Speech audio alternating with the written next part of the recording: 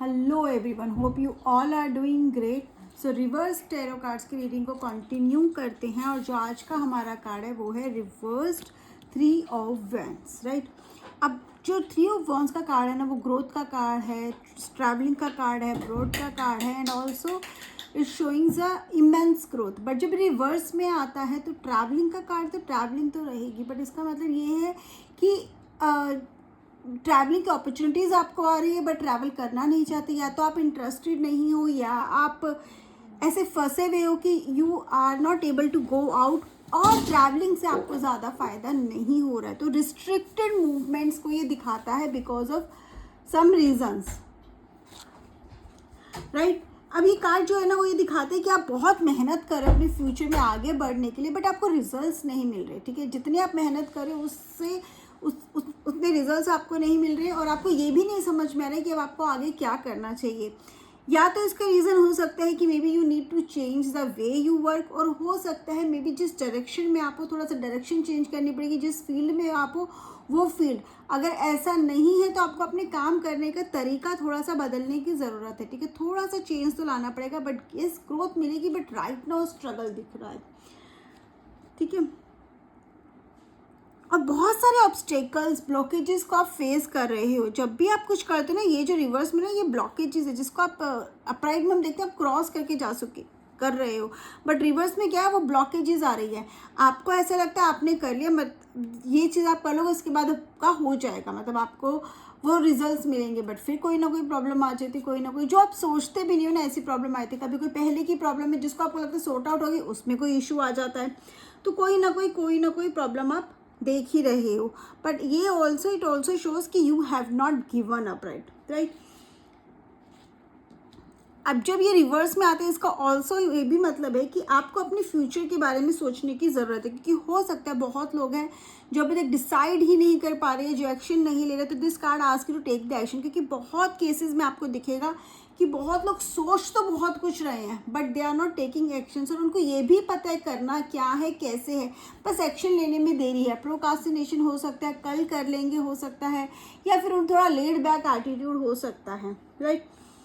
And maybe they are opportunities जो आपके पास आ रही हो बट आप एक्सेप्ट नहीं कर रहे हो, तो वो गलती भी मत करो। अगर अपॉर्चुनिटीज़ आ रही हैं तो उनको अवेल करो, उनको ऐसे ही जाने मत दो, क्योंकि वो अपॉर्चुनिटीज़ आपको काफ़ी आगे लेकर जा सकती है। और अगर अभी तक आपकी लाइफ का कोई प्लान नहीं है, 3 ऑफ वैंड्स रिवर्स में आ रहा है, तो आपके लिए एक कितने एक बहुत कितने एक कॉशियस की तरह है, एक वार्निंग की तरह है बेसिकली, कि अभी प्लान बना लो, क्योंकि अब अपने प्लान नहीं किया, अपने फ्यूचर के सीरियसली नहीं लिया, तो आगे जाके शायद बहुत देर हो जाएगी और आप उसके बाद शायद उतना ग्रो नहीं कर पाओगे जो अभी एक्शन लेने में कर पाओगे। तो be serious about your future, right. Relationships में ये कार्ड अगर आता है तो कम्युनिकेशन का प्रॉब्लम इशू दिखता है यहाँ पे। कम्युनिकेशन का इशू कैसे कि मे बी आप अपने पार्टनर से बहुत कुछ एक्सपेक्ट कर रहे हो बट बोल नहीं पा रहे हो, आप बस सोच रहे हो कि कहीं रिलेशनशिप ख़राब ना हो जाए, जिसकी वजह से आपको वो एक वार्मथ रिलेशनशिप में फील नहीं हो रही। Maybe you are like you want to go out, जैसे हमने 2 ऑफ वैंड्स में समझा था, आपका पार्टनर नहीं जाना चाहता, उसकी वजह से भी इश्यूज हो सकते हैं, या आपका ट्रैवलिंग इतना होता है, ठीक है, चाहे डोमेस्टिक हो चाहे इंटरनेशनल हो, कि जिसकी वजह से भी आपके दोनों में इश्यूज हो सकते हैं। आपका या आपके पार्टनर का ट्रैवलिंग की वजह से भी हो सकता है, ट्रैवलिंग जॉब की वजह से भी हो सकता है, या किसी और रीज़न से भी हो सकता है। प्रोफेशनल ट्रैवलिंग के चांसेस यहाँ पर ज़्यादा है। एंड एक्सपेक्टेशंस भी हो सकता है आपके पार्टनर की बहुत ज़्यादा हो एक दूसरे से, तो वो थोड़ा सा मैनेज करने की ज़रूरत है, थोड़ा सा एडजस्ट करने की ज़रूरत है। देखिए आप ये सब मेरे हिसाब से ही करें, तो क्योंकि 3 नंबर के ना ईगो को भी दिखाता है, जब रिवर्स में आता है ना तो नेगेटिव ईगो को भी दिखा देता है। मेरे हिसाब से होना चाहिए, जैसे मैंने करे वैसे क्यों नहीं रहा, उसकी वजह से भी रिलेशनशिप में आ सकती है इश्यूज़, ठीक है। ये ईगो वो नहीं है जो आपको आगे लेके जाएगा, आपके लिए कंस्ट्रक्टिवली बिहेव करेगा। ये अगर ईगो है तो वो आपको डिस्ट्रक्टिव मोड पर लेके जाएगा। तो जो आपका ईगो आप कैरी कर रहे हैं वो आपके लिए पॉजिटिव नहीं है, specially in the relationship. Careful रहने की ज़रूरत है, सामने वाले को भी समझने की ज़रूरत है। इधर यू और your partner someone is behaving like that, ठीक है, जिसके लिए भी ये कार्ड आया है। आपको बस बात करने की ज़रूरत है, बेसिकली सुनने की ज़रूरत है एक दूसरे को, और आप देखोगे कि काफ़ी चीज़ें आप सॉर्ट आउट कर सकते हो, आपको समझ भी आएगा। क्योंकि अभी क्या है ना, ऐसे ही कोल्ड वॉर जिसे हम बोलते हैं, एज्यूम कर लेना कि हाँ चलो ये तो उसको अच्छा नहीं लगेगा या गुस्सा हो जाएगा, या मे बी आप में ईगो इशू बोलो, या गुस्सा इतना है कि सामने वाला कहने से डर रहा है या आप अपने पार्टनर से कहने से डर रहे हो, तो उसको आप उससे बाहर आने की ज़रूरत है। और बहुत बार आपको ये भी डर लगता है ना कि आपका पार्टनर आपसे उसको बुरा ना लग जाए, तो आपको बात को तो शेयर करना है, बट इस तरह से ही करना है कि आप उस बात को समझा पाओ सामने वाले को, राइट।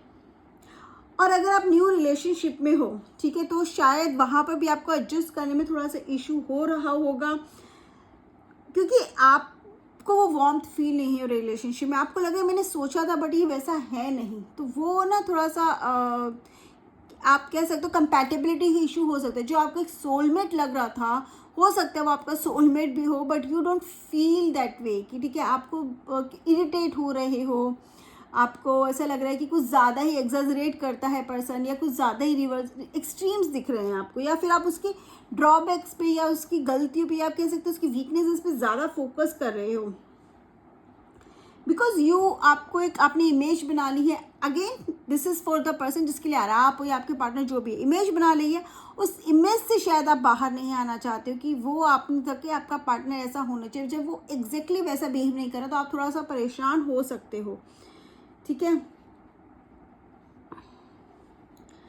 अगर फाइनेंसिस में ये कार्ड आता है तो ऑब्वियसली चीज़ें बहुत अच्छी नहीं चल रही, क्योंकि एफर्ट्स बहुत कर रहे हो, रिजल्ट्स उतने नहीं मिल रहे, इन्वेस्टमेंट्स में जो आपने सोचे थे उसमें डिलेज हो सकते हैं।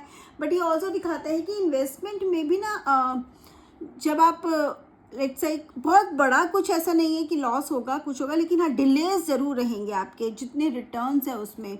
और फाइनेंसिस में अगर फ़ायदा हो रहा है तो उसमें भी डिलेज होगा। अगर नुकसान थोड़ा बहुत हो सकता है, बहुत ज़्यादा नहीं है, बट यस आपका रहेगा। आपके ट्रैवलिंग एक्सपेंसेस बहुत बढ़ सकते हैं, ठीक है, ट्रैवल का कारण ना आपके एजुकेशन में एक्सपेंसेस बहुत बढ़ सकते हैं, और आपके हो सकते किसी फैमिली मेम्बर के ऊपर पैसा बहुत खर्च हो सकते हैं जो आपको समझ में नहीं आ रहा है कि आप कैसे उसको कंट्रोल करो।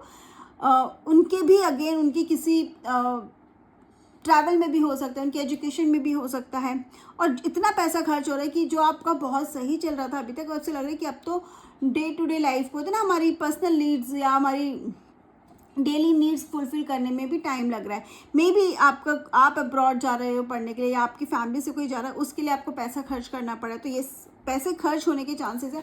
बट जो ये पैसा यहाँ पे अगर एजुकेशन पे खर्च हो रहा है तो it would be an investment, जिसका अगेन बाद में आपको रिजल्ट्स मिलेंगे। लेकिन अगर ऐसे ही ट्रैवलिंग में खर्च हो तो उसका आपको थोड़ा सा ध्यान रखने की ज़रूरत है। ये कार्ड आपको ये भी एडवाइस करता है जब रिवर्स में आता है कि अपने फाइनेंसिस को कैलकुलेट करो और उसके हिसाब से ही आप खर्चा करो। किसी को प्रॉमिसेस मत कर दो आप, ठीक है, ये कि हाँ मैं कर दूंगा। पहले आपको देखना है कि आप कितना कर दोगे, उसके हिसाब से करो, क्योंकि इससे वो पर्सन भी आप फुलफिल नहीं करवाओगे तो उसके लिए भी प्रॉब्लम है और आपके लिए भी प्रॉब्लम है, ठीक है।